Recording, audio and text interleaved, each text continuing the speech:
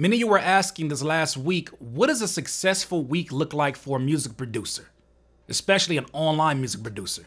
Well, let's talk about it. Airbit.com.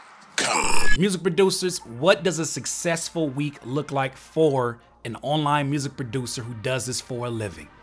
Great question, excellent question. I would credit somebody, but many of you were asking about this, and it's a great question to start at. You know, my particular system, when I first started off, I thought that the only barometer of success was merely, how much work I got done. How many beats did I put out into the atmosphere? How many did I upload? And so what it did was it created a monster out of me in terms of actual work, but it also created an imbalance where when you're going crazy on something else, when your engine is going crazy, that means something somewhere is lacking if you're not striking a balance. For me, it was my health. So the way that I have now identified in this day and age as a barometer of a successful week, especially if you're making a living off of your music, obviously sales is one parameter of that because you got to be able to pay your bills. But I think that striking a balance between taking care of your health is just as important as taking care of your wealth.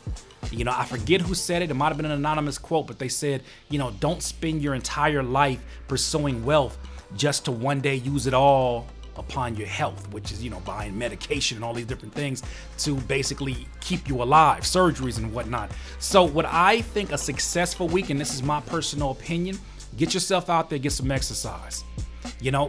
Just don't sit in front of the computer all day long. Here's the thing about it. I was told that if you spend up to about 12 hours, or not even 12, I think it was like something like 6 hours a day just sitting down with your legs cramped and you're sitting in front of a computer, it literally takes off, 10 years of your life if you're doing this every single day. So beyond just, what kind of beats to make, we're going to talk about that, but beyond that, take care of your health first. I think to make this at the forefront, I don't think enough people talk about that within our community, is that you need to take care of your health first because, I don't know about you, but I get migraine headaches on occasion when I don't take care of my health. When I get a migraine, there is no sitting up here making no beats. There is no, checking in with customers because I just don't have the mind. I don't have the energy. I don't have the focus to even sit there and handle my business. I become a liability to my own business. Take care of your health first. Make sure that you're guzzling water. There's a water bottle out there in the market that basically lights up every single hour that, you need to be drinking water. It'll light up and remind you. It's so crazy that we're in a day and age where there's so many distractions. We need that, but some of us need that. I know I do. I have a cup that measures by the time how much water I should be drinking throughout the day. Now, I know you probably didn't come here expecting that when I said how to get a successful week for a producer, but this is very important. Now, aside from, getting out there, doing at least 30 minutes of exercise, I think what's even more important is, having a specific plan for your week and not just making a to-do list. One thing that I learned from one of my biggest mentors, Tony Robbins, is that, a lot of times we make plans for what we have to do by making a to-do list first. And that seems very common, but it's actually a huge mistake. And we miss out on a great opportunity to really get what we want out of our time in life. So a system that he came up with that I live by that has helped me for years is pretty much the MAP, the Massive Action Plan. And this is basically broken up into 3 steps, right? So as you plan your week out, whenever that day is, maybe that's Sunday before you jump in on Monday. If it's on Sunday, what I want you to do is this. Think of the results that you want from the week, okay? Think about how you want to lay this. What are the outcomes that you want from this particular week?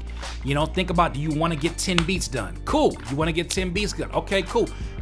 When you figure out what results you want, it helps point your focus in the right direction. Now that you figured out how, okay, you got to be very, very specific too. So first thing you want to say, what outcome do I want? You know what? This outcome, bigger picture, I want to make sure that I create quality production that is going to help somebody either start their album or finish it strong. It's a great starting point. Now you have to determine, after you determine the result and the outcome, determine the why. Why is that important to you? The why is going to be the engine that gets you down to the last step. You gotta determine the why. Well, the why is it important for you to provide, this production for somebody starting off an album or ending one strong? Well, one, it does pay my bills. That's a great why. But secondly, It ensures that I become of value to more than just myself, because the two things that make us happy, also from Tony Robbins, he says, is happiness and contribution. Yeah, I'm sorry, not happiness, growth and contribution. So that being said, if you are constantly growing because you are achieving your results, and then you're also contributing to something that's bigger than you will be happy. So I think that it's great to feel like you're getting some kind of progress by helping other people achieve their dreams. You know, the quickest route to your dreams is literally by figuring out ways to help people along their path towards theirs. People don't forget that. Some people do, but people don't forget that generally. So in this case, you know, determine your why. First, determine your results, your outcome, and your why. When you got the results and the why, you're almost like, you know, I don't know what it's called on Call of Duty, but you're like right there in the scope with the sniper rifle, and you know exactly where you want to go. Now that you know exactly where you want to go, then you make your to-do list. Because once you determine your outcome, once you determine your why, a lot of stuff just starts to kind of fall by the wayside because it's not as important. You know, there's so many things we put on a to-do list because we're like, oh, I gotta do this, but there's no level there's no ordering of importance in that. So I would suggest before you get started with this week, maybe the specific plan or the outcome that you lay out, it may be just figuring out what type of beats that you want to make. You know, determine 3 or 4 different styles that you want to capture. You know, maybe even make a playlist of beats that are already made from other people that you say, I want to kind of capture these aesthetics to study. And then that way, when you sit down in front of your laptop, you feel like you're not wasting your time.